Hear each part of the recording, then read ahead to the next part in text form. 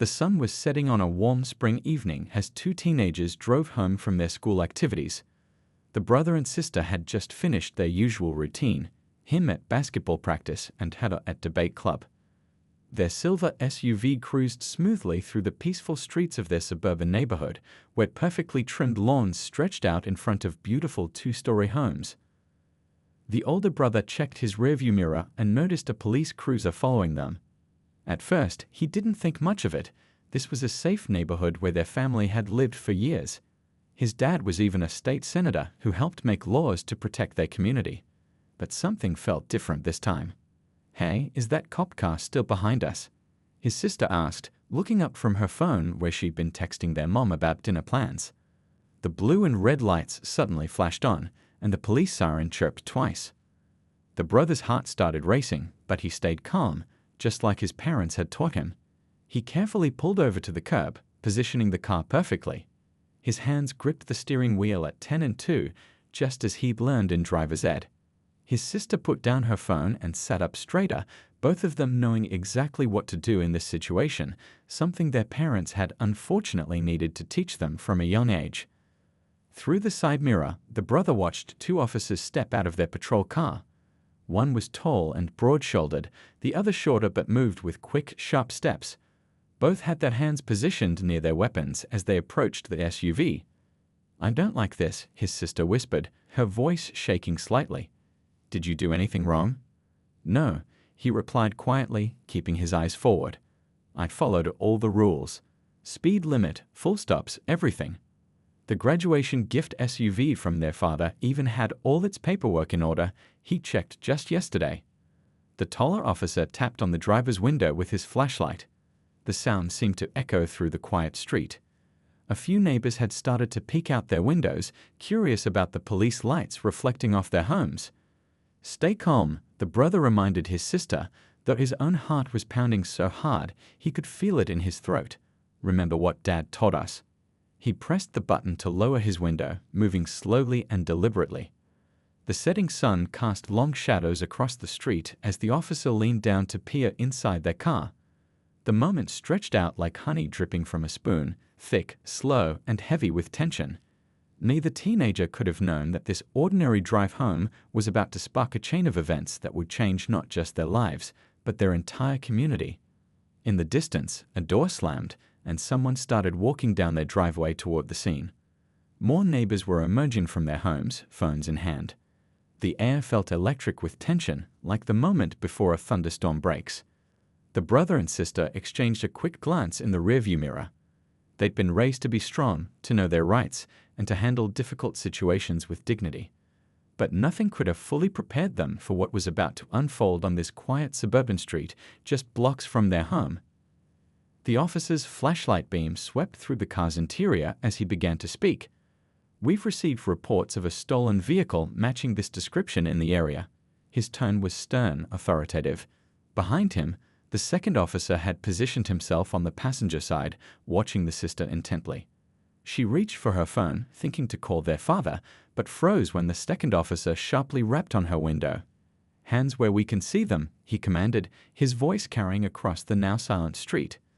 The brother kept his voice steady as he replied to the first officer, "Sir, this is our car. I have the registration and my license right here." But even as he spoke those calm, practiced words, both teenagers knew this was just the beginning of what would become an unforgettable evening, one that would soon capture the attention of the entire nation. More lights were coming on in nearby houses, more phones were being raised to record, more witnesses were gathering. The quiet suburban twilight was about to become the backdrop for a story that would shock everyone, from their local community all the way to the halls of power where their father worked to make laws. But right now, in this moment, they were just two scared teenagers trying to stay calm in the face of mounting tension. The brother's hands trembled slightly as he reached for the glove compartment, making sure to narrate his movements. "Officer, I'm going to get the registration from the glove box now." The interior light of the SUV cast a soft glow over the leather seats their father had been so proud to show them when he'd given them this graduation gift. "Step out of the vehicle," the taller officer commanded, ignoring the young man's attempt to provide documentation. "Both of you slowly." His hand still rested near his weapon, a gesture that didn't go unnoticed by the growing crowd of neighbors gathering on their front lawns. The sister's voice quivered as she whispered, "But we haven't done anything wrong." She clutched her phone tightly, the screen showing 3 missed calls from their mother, who was probably wondering why they weren't home yet. I said, "Out of the vehicle." The officer's voice grew sharper, more demanding. The second officer had already moved to the rear of the SUV, his stance wide and alert, as if preparing for trouble from these 2 honest students who'd never had so much as a detention. The brother unbuckled his seatbelt with deliberate slowness, his mind racing through everything their parents had taught them about situations like this. Keep calm, stay respectful, document everything, but most importantly, come home safe. As they stepped out into the cooling evening air, the sister tried one more time to reach for her phone. "I need to call our father," she said, her voice stronger than she felt. "He's a state sen." "Drop the phone," the second officer barked, taking a step forward. "Put it on the ground now." The harshness in his voice made several onlookers gasp. Someone in the crowd called out, "They're just kids." The sister placed her phone on the ground, fighting back tears. The screen lit up again with another call from home, but now it seemed miles away rather than just inches from her feet. "Hands on the hood," the first officer instructed, moving closer. The brother complied, the metal still warm from their drive. He could feel his heart pounding against the hood of the car his father had chosen so carefully, wanting his children to be safe on the roads. A neighbor from 2 houses down, still in her medical scrubs from work, stepped forward. "Officers, I know these children. They live here. Their father is." But she was cut off by a sharp wave from the second officer. "Ma'am, step back. This is an official investigation." His tone was firm, but something in his expression flickered when she mentioned knowing the teenagers. More phones were recording now. The soft chirp of social media notifications began to fill the air as the scene spread across local networks. The sister caught glimpses of comments scrolling past on phones held by watching neighbors, senators' kids. "Is this really happening? Someone call the news." The first officer began questioning them about the car. "Where did you get this vehicle? It matches the description of one reported stolen earlier today." His flashlight beam swept across the pristine interior, lingering on the small gold medallion hanging from the rearview mirror. A graduation gift from their grandmother. The brother started to explain again about the registration, about their father's gift, about how they'd driven this same route home from school hundreds of times before. But with each word, the officers seemed to grow more suspicious rather than less. "If this is your vehicle, why are you so nervous?" the second officer asked, circling around to stand beside his partner. A quiet voice from the crowd responded before either teenager could, "Maybe because you've got them scared to death for no reason." It was their elderly neighbor, the one who always brought them cookies during the holidays. She stood on her front lawn in her house slippers, phone raised high to capture every moment. The sister noticed one of her teachers among the growing crowd.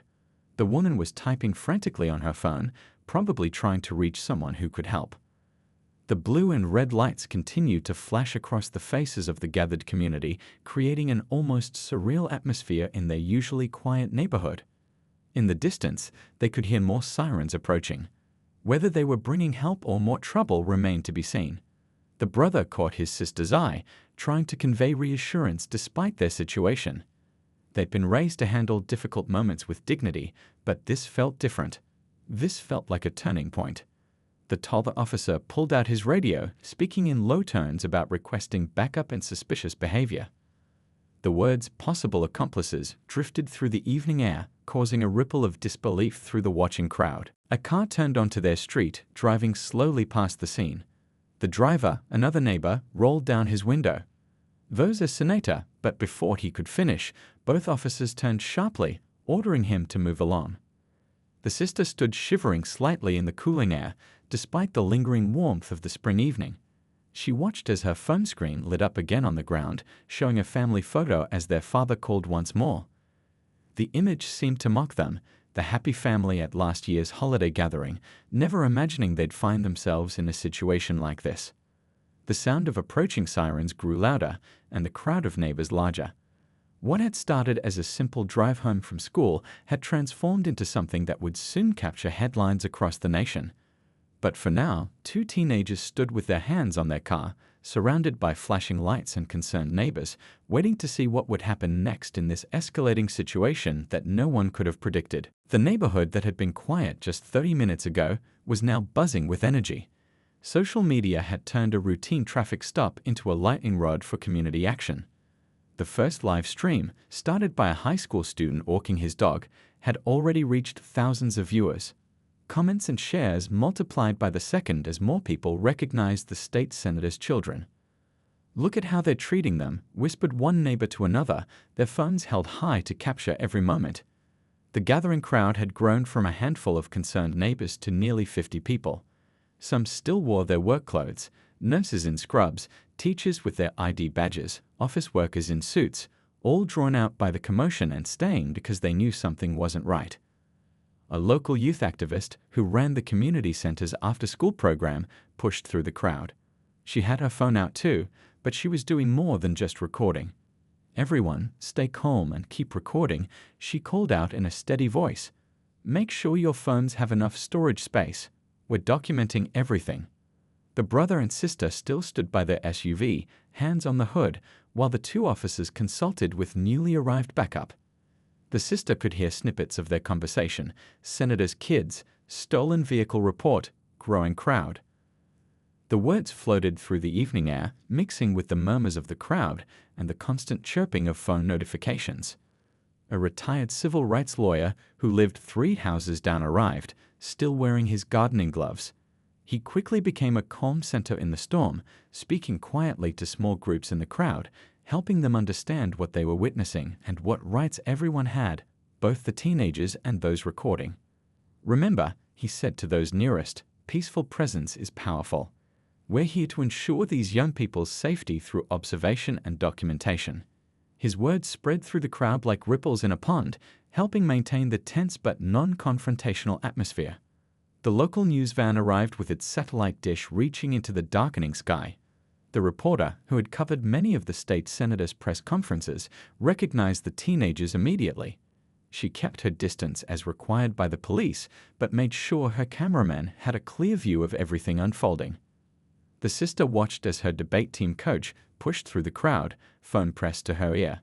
"Yes, I'm here right now," she was saying. "They have them outside their car." "No, they haven't been allowed to call their parents."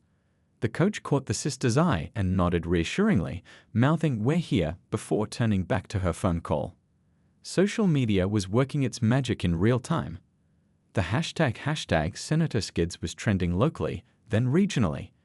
Videos of the initial stop were being shared by civil rights organizations and community leaders. The crowd continued to grow as more neighbors arrived, many bringing water bottles and snacks, creating an impromptu support network.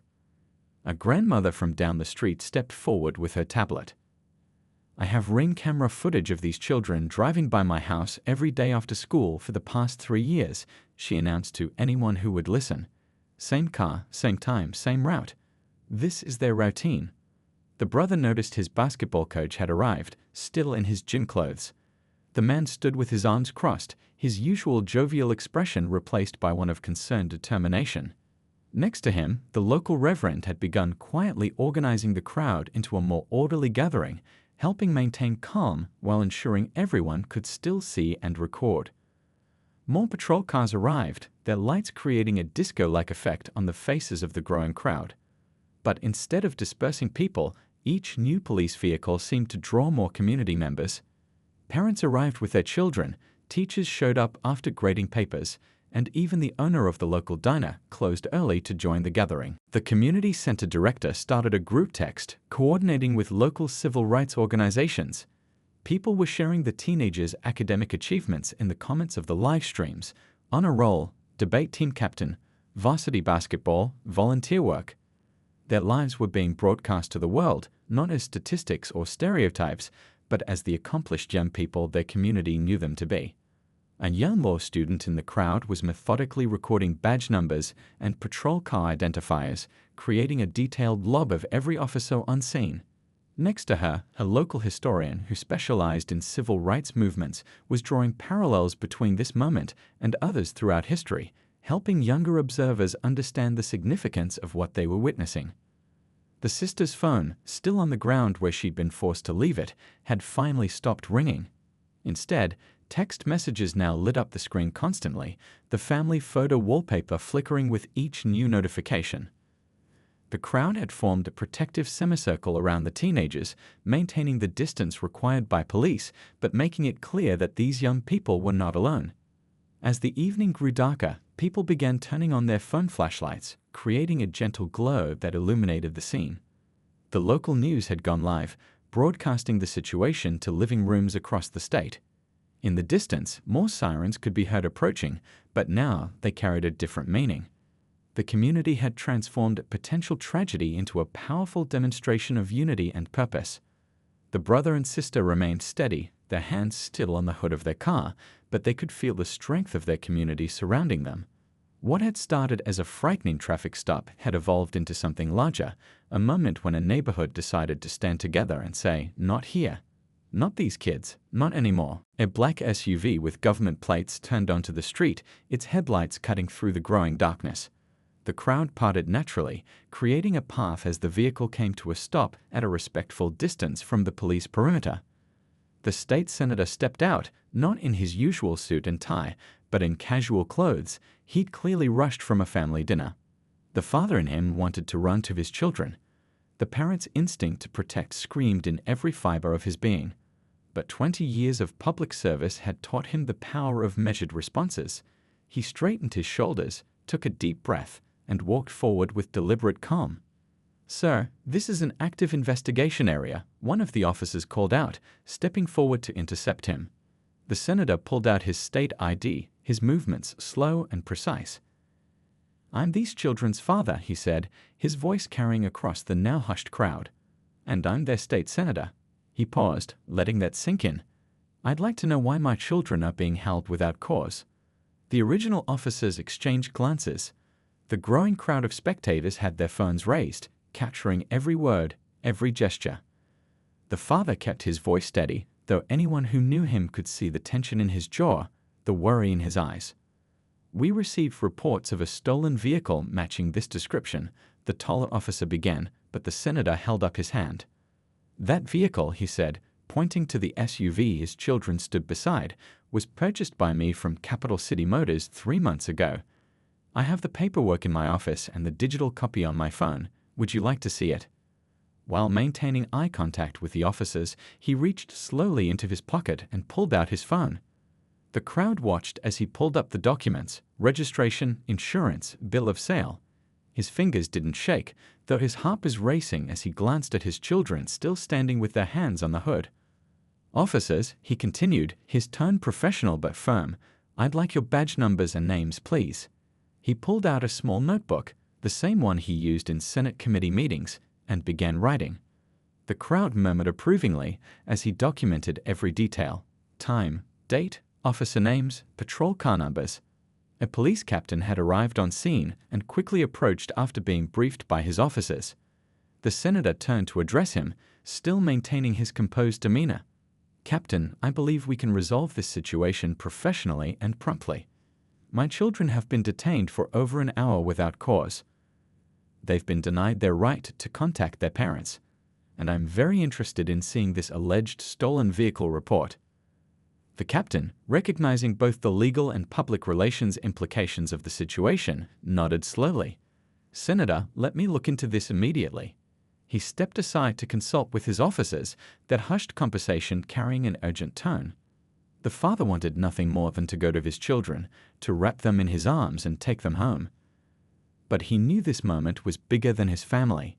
This was about every child who'd ever been profiled, every parent who'd received that frightening phone call, every community that had faced these challenges. The crowd had grown even larger, but remained remarkably quiet, allowing the senator's measured words to carry clearly through the evening air. Parents in the crowd held their own children closer, recognizing that what they were witnessing could have happened to any family. The senator maintained his diplomatic approach, even as he documented every detail of the encounter. He spoke with the police captain about department policies, about training procedures, about community relations, not as accusations, but as opportunities for improvement. "Your officers," he said to the captain, gesturing toward his children, "have an opportunity right now to demonstrate good faith. My children have done nothing wrong. The vehicle is legally owned, and this entire incident has been thoroughly documented by dozens of witnesses." The community center director stepped forward, respectfully waiting to be acknowledged. When the senator nodded, she spoke. "Sir, we have collected contact information from 28 witnesses, along with their video recordings. The local civil rights office has been notified, and they're standing by." The father acknowledged her with grateful dignity, then turned back to the captain. "This can end one of two ways," he said quietly. "We can escalate this to a legal matter involving multiple civil rights organizations, the media, and the state legislature." He paused, letting that sink in. "Or we can use this as a catalyst for meaningful change in police-community relations." The captain studied the senator's face, then looked at the crowd of neighbors still recording every moment. He saw the news vans parked at both ends of the street, the community leaders standing ready to act, and the two teenagers who had maintained their composure throughout this ordeal. "Senator," the captain said finally, "I believe there's been a misunderstanding." He gestured to his officers to stand down. "Your children are free to go. We will absolutely be reviewing this incident in detail." The father nodded, maintaining his diplomatic composure even as relief flooded through him. "Captain, I'd like to schedule a meeting with you and your department leadership for tomorrow morning. I think we have some important matters to discuss about community policing." Only then did he walk to his children, his steps measured and dignified. The crowd remained silent, phone still recording, as he finally reached his son and daughter. He placed a gentle hand on each of their shoulders, his touch conveying all the love and pride that his public position required him to keep in check. The next morning, the police department's internal affairs office buzzed with unusual activity. Investigators huddled around computer screens, reviewing footage from multiple sources: body cameras, dashboard cameras, cell phone videos, and nearby security cameras. The incident involving the state senator's children had triggered something unprecedented. A same-day internal investigation with direct oversight from the police commissioner's office. An experienced investigator sat at her desk, coffee growing cold beside her as she pieced together a troubling pattern. On her screen, a spreadsheet showed traffic stop data from the past 6 months. The numbers told a story that couldn't be ignored. Young minority drivers in affluent neighborhoods were being pulled over at rates far higher than any other group. "You need to see this," she called to her supervisor, pointing at her screen. These two officers made 17 similar stops in the past month alone, all involving young minority drivers in the same 3 neighborhoods. She pulled up the body camera footage from the previous stops, each one following a disturbingly similar pattern. Down the hall, another investigator had made an even more shocking discovery. He replayed the body camera footage from 20 minutes before the stop of the senator's children. The audio was clear, leaving no room for misinterpretation. "Those are the senator's kids," one officer had said to the other. "They drive through here every day after school. Nice car for teenagers, don't you think?" "Maybe we should make sure it's actually theirs," the other had replied with a laugh that made the investigator's skin crawl. The footage continued, showing the officers discussing how they could justify the stop. They had invented the stolen vehicle report, creating a false premise for harassing 2 innocent teenagers. The revelation sent shockwaves through the internal affairs office. By midday, the investigation had expanded. A young tech-savvy investigator discovered group text messages between several officers, revealing an unofficial competition to see who could make the most stops in certain neighborhoods. The messages contained racist jokes and comments about entitled kids driving daddy's car. The police commissioner, a veteran officer with 30 years of service, sat in her office reviewing the preliminary findings. Her hands shook slightly as she read through the report. This wasn't just about one incident or 2 officers. This was systemic. She prided herself on running a professional department, but these documents showed a culture of bias she hadn't wanted to see. Community members began arriving at the station to provide statements. The retired civil rights lawyer who had been present brought detailed notes and time-stamped videos. The high school principal came with records showing the brother and sister's regular after-school activities. Neighbors provided security camera footage showing the teenagers driving the same route home every day for months. In the afternoon, the department's training officer discovered more concerning evidence.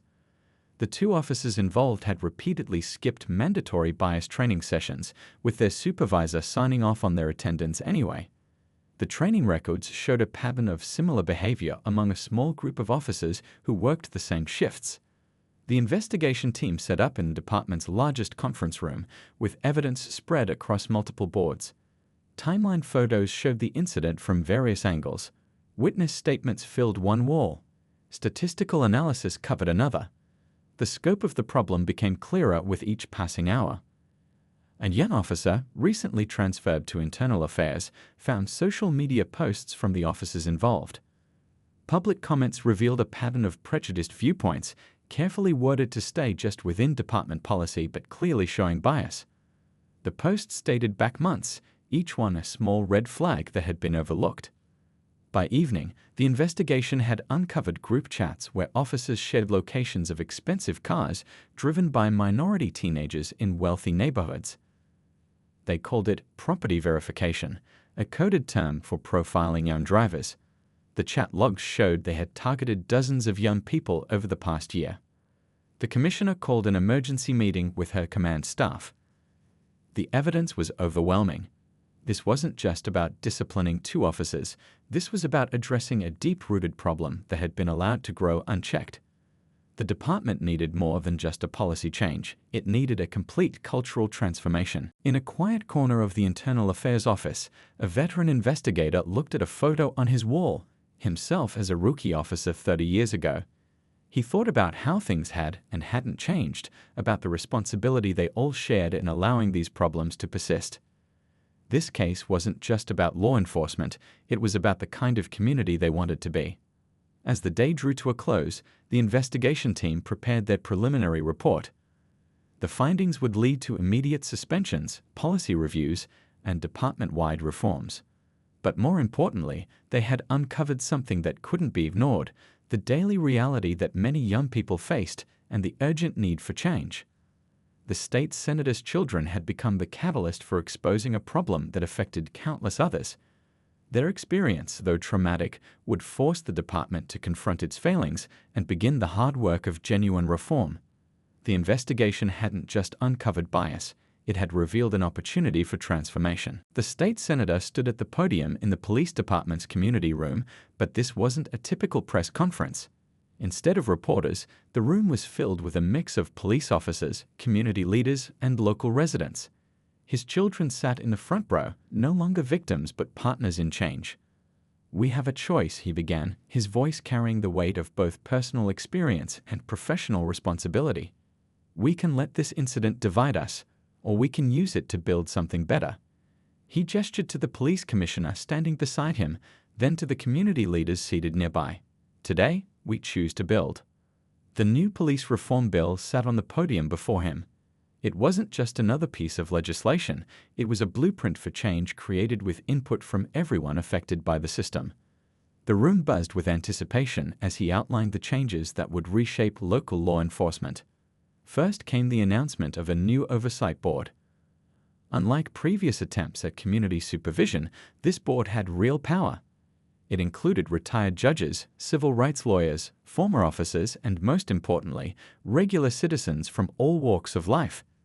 They would review body camera footage, investigate complaints, and have the authority to recommend disciplinary action. But oversight alone isn't enough, the senator continued. We need to change how we train our officers. He introduced the Police Academy's new training director, a respected professor of criminal justice who specialized in bias prevention and community policing. The director stood, acknowledging the applause with a humble nod. The changes were comprehensive. Every officer would now complete monthly bias training sessions, not just annual requirements. Body cameras would be checked at the start of each shift, with random audits of footage by the oversight board. Traffic stop data would be publicly available, updated weekly on the department's website. In the audience, one of the officers who had been involved in the original incident sat quietly. After his suspension, he'd spent time reflecting on his actions. Now, instead of fighting the changes, he had become an unexpected advocate for reform. He'd asked to speak at today's meeting. "I was wrong," he said when it was his turn at the podium. His voice shook slightly, but he pressed on. "I let biases I didn't even know I had affect how I treated two innocent teenagers. But this isn't just about one traffic stop, it's about changing how we see our role in the community." The room fell silent as he described his journey from resistance to understanding. He talked about attending voluntary bias training sessions, about conversations with community members that had opened his eyes, about realizing that being a good officer meant protecting everyone's rights, not just enforcing laws. The senator's daughter stood next, surprising many in the room. She spoke not with anger, but with hope. She described a new program she had helped design, regular meetings between high school students and police officers, not in uniforms but in casual clothes, sharing meals and stories, breaking down barriers one conversation at a time. Her brother followed, explaining how the basketball team had started inviting officers to play pickup games at the community center. "It's harder to fear someone," he said, "when you've guarded them on the court or shared a water bottle during halftime." The police commissioner then outlined practical changes. Traffic stop protocols were completely revised. Officers would need probable cause, not just hunches or suspicions. Each stop would be logged with detailed reasons, reviewed weekly for patterns of bias. The department's promotion system now included community service requirements and feedback from local residents. But perhaps the most significant change was the new mentorship program. Veteran officers with strong community relationships would be paired with newer officers, teaching them not just procedures, but how to build trust and respect in the neighborhoods they served. A local teacher raised her hand during the question period. "How will we know if these changes are really working?" she asked. The senator smiled and pointed to the back of the room, where a team of university researchers sat with their laptops. They would be conducting an ongoing study of the reforms, measuring everything from arrest rates to community satisfaction. The afternoon continued with breakout sessions. Officers and residents sat together in small groups, discussing specific concerns and solutions. In one corner, a grandmother shared stories of how her neighborhood had changed over decades. In another, a rookie officer admitted his fears about making mistakes. The conversations were honest, sometimes uncomfortable, but always respectful. As the day drew to a close, the senator watched as people exchanged phone numbers and made plans for follow-up meetings. The police chief was deep in conversation with the high school principal about expanding the student officer dialogue program. The oversight board members were already scheduling their first training session. "This is just the beginning," the senator told his children as they prepared to leave. "Real change takes time, but it starts with people willing to do the hard work." He looked around the room at the unlikely partnerships forming, the bridges being built between groups that had once viewed each other with suspicion. Outside, the sun was setting on a community that was different from the one that had witnessed a troubling traffic stop just weeks before. It wasn't perfect. Change never is. But it was moving forward, one conversation, one reform, one relationship at a time. 1 year later, the community gathered in the same spot where the traffic stop had occurred. But this time, it wasn't a protest, it was a celebration. The street had been transformed into a festival space, with food trucks lining the curbs and music filling the air. Police officers and residents mingled freely, sharing stories and laughing together.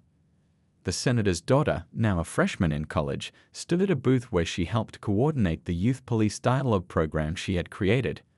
Next to her sat one of the officers who had stopped her that fateful night. Their journey from confrontation to collaboration had become a powerful symbol of what was possible when people chose understanding over anger. "Tell them about last week's basketball tournament," the officer encouraged her as a group of middle school students gathered around. She smiled, pulling up photos on her tablet of police officers and teenagers playing together on mixed teams, their uniforms and badges replaced by matching team shirts. Her brother, preparing to start college himself, was across the street leading a workshop on knowing your rights, with 2 police officers helping him present. The workshop wasn't about fear or confrontation, but about mutual respect and understanding. Young people and officers role-played different scenarios, learning from each other's perspectives. The police department had become a model for others across the country. Departments from other states sent observers to learn about the reforms. The officer who had made that traffic stop now traveled to police academies nationwide, sharing his story of transformation and the importance of confronting hidden biases. A year ago, "I thought I was just doing my job," he told a group of new recruits visiting from another state. "But I was carrying biases I didn't even recognize. Now, I understand that true police work is about protecting everyone's rights, not just enforcing laws." The Community Oversight Board had proven remarkably effective. Their weekly meetings, once tense and confrontational, had evolved into productive working sessions. They reviewed body camera footage not just to catch problems, but to highlight examples of excellent police work that others could learn from. In the park nearby, the grandmother who had stood up for the teenagers that night was teaching a community history class. Officers sat among the residents, learning about the neighborhood's past struggles and triumphs. Understanding the community's history had become a required part of police training. The university researchers who had been tracking the changes shared their latest findings. Traffic stops had decreased by 60%, while community trust ratings had doubled. Crime rates hadn't risen as some had feared. They had actually dropped as police and residents worked together to address underlying issues instead of just reacting to problems. At the community center, a wall displayed photographs of the past year's events. Police officers reading to elementary school children, teenagers and officers working together on community service projects, joint training sessions where residents and police learned from each other. Each image told the story of barriers broken and trust built. The state senator watched as his children led their various activities. They had turned a traumatic experience into a catalyst for change, not just locally but nationally. Their story had inspired similar reforms in other cities, creating a ripple effect of positive change. The police commissioner stood chatting with a group of residents about upcoming programs. The department's new hiring process included community input, and they were seeing more diverse applicants than ever before. New officers now spent their first month doing community service, getting to know the neighborhoods they would serve before ever putting on a uniform. Local businesses had gotten involved too. The auto repair shop offered free safety checks for teenage drivers, with officers providing friendly advice rather than citations when they found minor issues. The coffee shop had become a regular meeting spot for the Youth Police Dialogue program, offering free drinks during their sessions. The Brothers basketball program had expanded beyond just pickup games. Now, officers and teenagers collaborated on organizing tournaments that raised money for college scholarships. They called it Hoops for Hope, and it had already helped 3 local students start their college education. As evening approached, the festival took on a more reflective tone.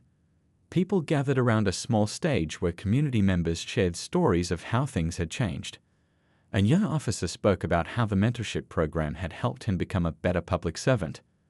A teenage girl described how her fear of police had transformed into respect and understanding. The sister stood at the podium, looking out at the gathered crowd. "A year ago, I was afraid," she said simply. "Today, I see hope. Not just for our community, but for every community willing to do the hard work of real change." Her brother joined her, adding his own perspective. "We could have let anger define us," he said. "Instead, we chose to build something better. And we're not finished yet." The state senator took his turn at the microphone as the sun began to set. The golden light fell across faces that now shared not just a neighborhood, but a vision of what community policing could be.